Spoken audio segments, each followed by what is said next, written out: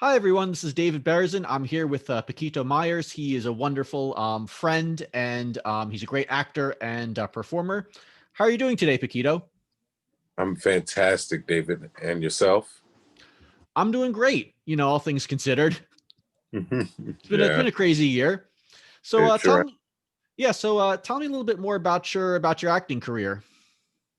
Well, essentially, it's like I've been acting almost all my life in a way. At first I wanted to be a professional wrestler, but then at about 14, I realized that acting and film is the path that I wanted to pursue. And then ever since then, I've been taking classes, doing community theater, plays, musicals, dinner mystery theater, whatever I get my hands on into until, found my way to New York area and started rocking out with the films and short films and web series and such.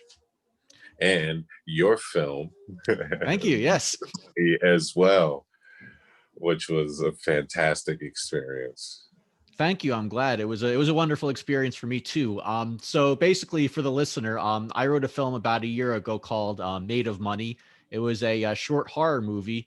It was about an abusive husband, played wonderfully by Paquito, who was obsessed with money, and he was very abusive to his poor wife. And then he begins to actually turn into money. And at the end of the movie, the wife takes the money that was formerly Paquito, the husband, and spends it all, and basically he doesn't have to deal with her cheap husband anymore. And actually, the final line is she gives the money, who is poor Paquito, to these bums on the street, and she says, "Don't spend him all in one place." Right? Yes, I love that line. Yeah, thank you. So yeah, it was a hilarious horror comedy. Basically it kind of played off my, fears and anxieties about money, which, we all have. And Paquito performed it wonderfully. And that's actually how we got to meet. So Paquito, what new projects have you been working on? Well, recently I worked another short film about 3 weeks back in New York with a director called Dapo Ibrahim. I met him through Brooklyn College.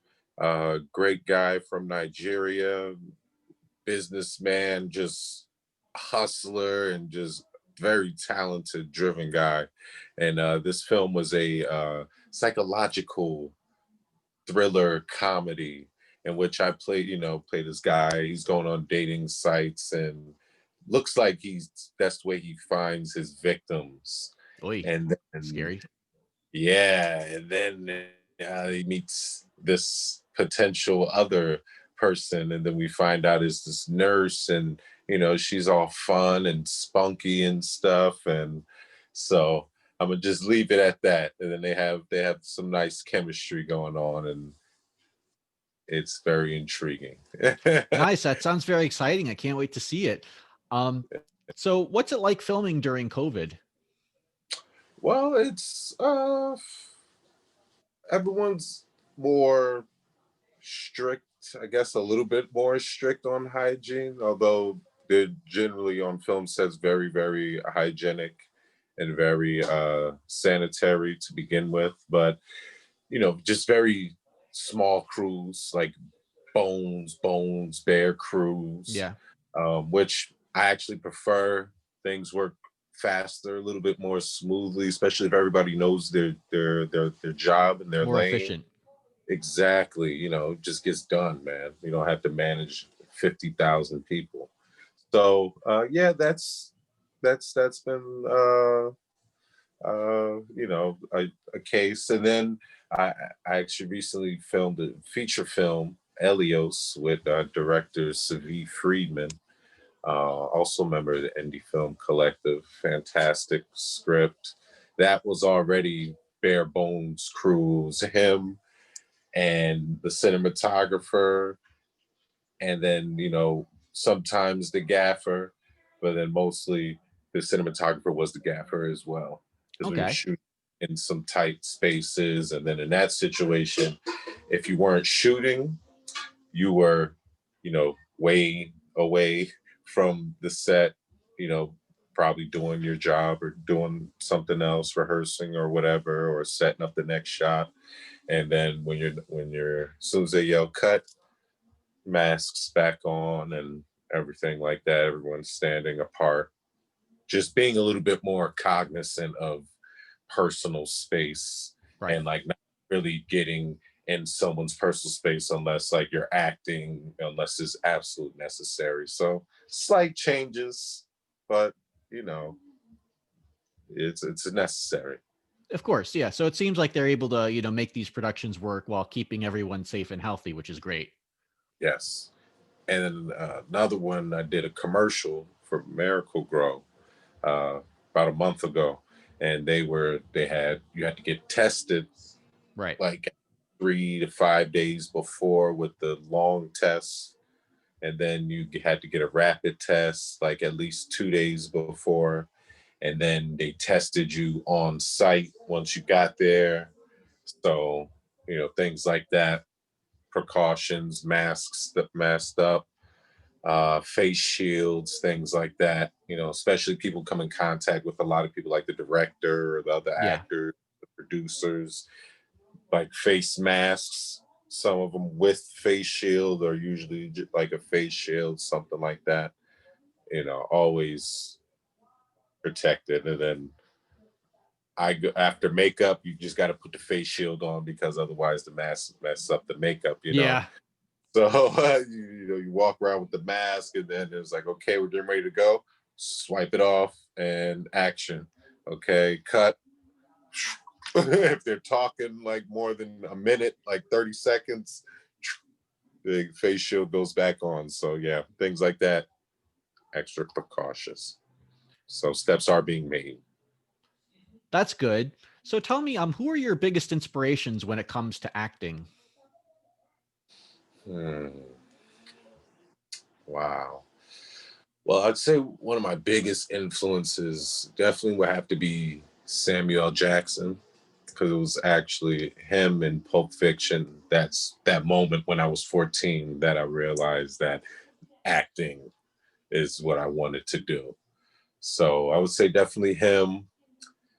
Oh man, there's so many greats out there, like Wesley Snipes, Daniel Craig, Shia LaBeouf, Johnny Depp. I mean, a lot of different guys, for different reasons.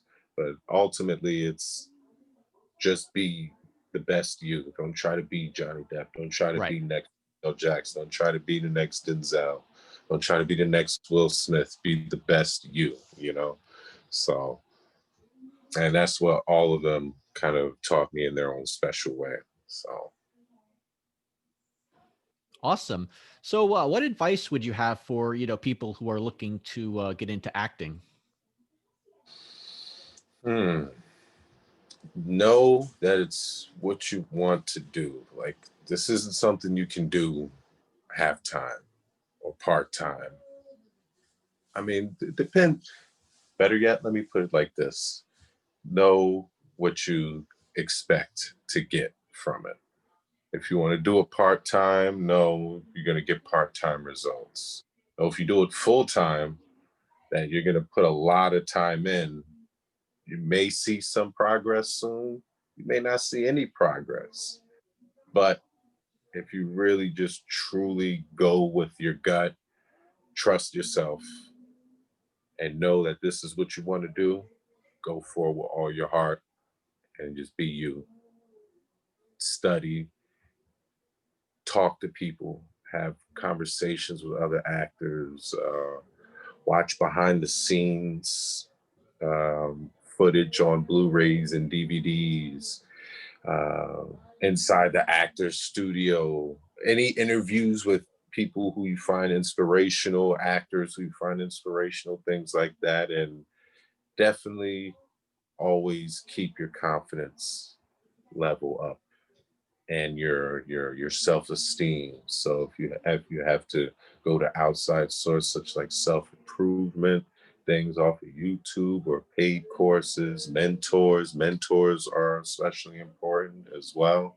Finding someone in the field, preferably, that can, of course, give you kind of a little inside track on things or give you a little more insight, a little more based on their experience, or someone just really at a higher level than you, like being honest with yourself and knowing that, okay, I'm at this level. I need to meet someone on level 9, like, yeah, because they can always elevate you in some way. You always want to be around people that are like better than Yeah. you anyway, in some way Bring or up your another. game. Exactly. Elevate your game, because greatness attracts greatness. And if you're in those circles, then you're supposed to be there and own it. Know you're supposed to be there. Basically, like when the camera goes on, you get nervous and shy. No, the camera's there to see you. Don't get nervous. Everyone is there to see you do a fantastic job. Like that's Yep. the truth. You're there because somebody in the right place believed in you enough. They felt that you are this role. So you just have to believe in yourself and own it and be like, okay, they're here to see me. So let me give them a show. Terrific advice. So, what are some of the biggest challenges you've personally had to overcome as an actor?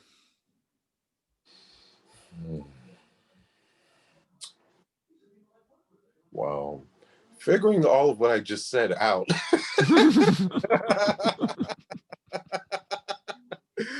Well, again, I'm still new. I mean, I'm always learning in my journey, but definitely just getting to a spot with myself, confident enough to go out to meetups and start pushing it more like on the social level, Yeah. because that's a necessary component in this industry. Yeah. Is the Definitely networking.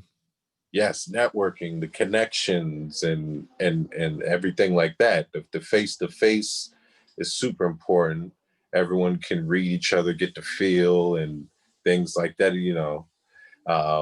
So really, that, because like I was like, I can be social when I need to, but it's like, no, I need to not think about it like that. Like when I need to, I need to. It's part of the game. Right. I want I want to reap the most rewards from this game. So I need to play it as many fields in this game as best as I can. So I'm like, okay, kind of overcame that and started, like I said, doing the meetups, doing a more social thing.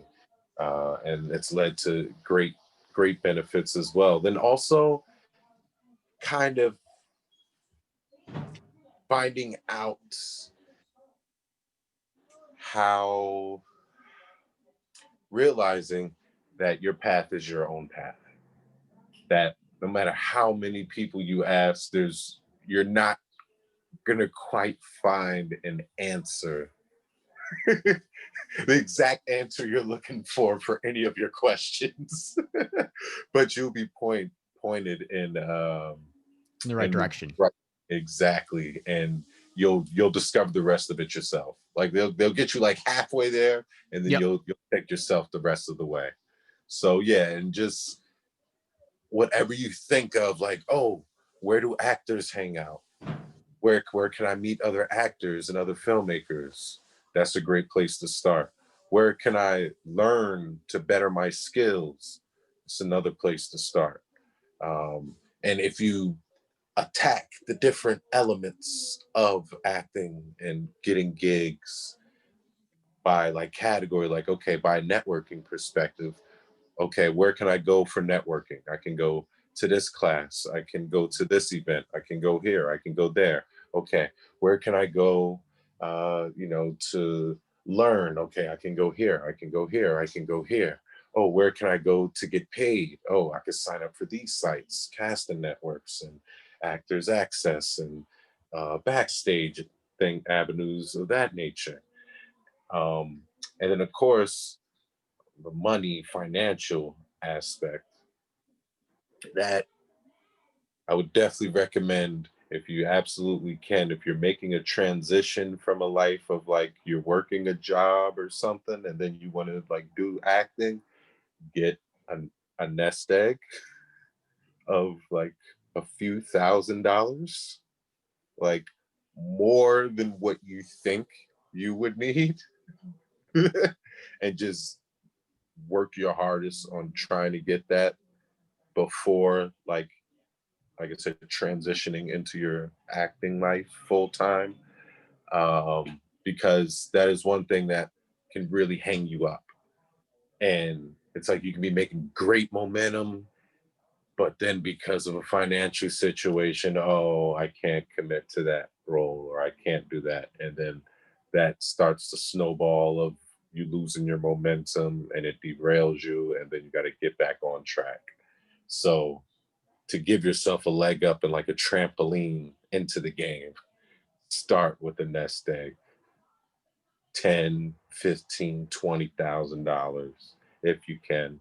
And it's going to take some time, but that's shooting for the moon there. But as much as you feel comfortable, but then a little bit more, then go out and do it. So then you just really focus on nailing gigs and bettering yourself, because when you're distracted and stressed out by money, your energy is pulled away from what you really want to do, and it pulls away from Yeah. everything else. So, yeah, I'd say that's another slice of the pie to throw in there. Yeah. So I know you talked about networking and, having, been in film and acting myself, I definitely agree networking is a huge way to go. And, groups like Indie Film Collective have definitely, helped me on that journey as they've helped you. But now, with COVID kind of limiting all these in-person gatherings and meetings, how do you recommend that people who want to break into the industry network and, still stay safe? Hmm. Well, I I have a few theoretical ideas, but really, so this social media, things like Zoom, Instagram, we this is the time where these things kind of come in handy. I'd say 'cause I'm not a huge social media person. I do it because the marketing and Yeah. promotion aspect of it, and then also communication with some people. But yeah, because pretty much everybody has it. So one way or another, if you want to get in contact with someone, you can. And the FaceTime, the Zoom, things of that nature. I mean, the closest we can get. So I guess this is the time, if we're going to be in the house and be separated, we can be cooking up some creative ideas and meeting over Zoom. Um, I mean, if you live in a place with nice weather, a park, social distance meetings.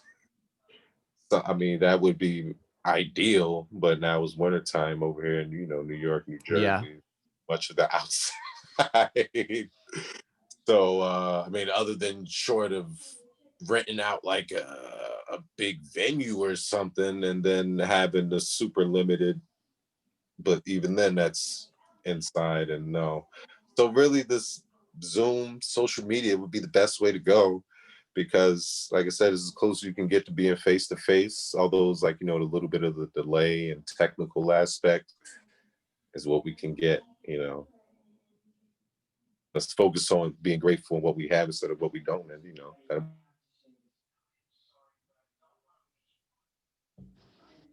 Exactly. Paquito, can you hear me? I think you kind of froze up. oh, yep, I can hear you. Okay, good. All right. No worries then. Yeah. So I think that's excellent advice. I wanted to ask, where do you see your career headed as an actor? Well, I see myself getting more into doing like higher profile projects.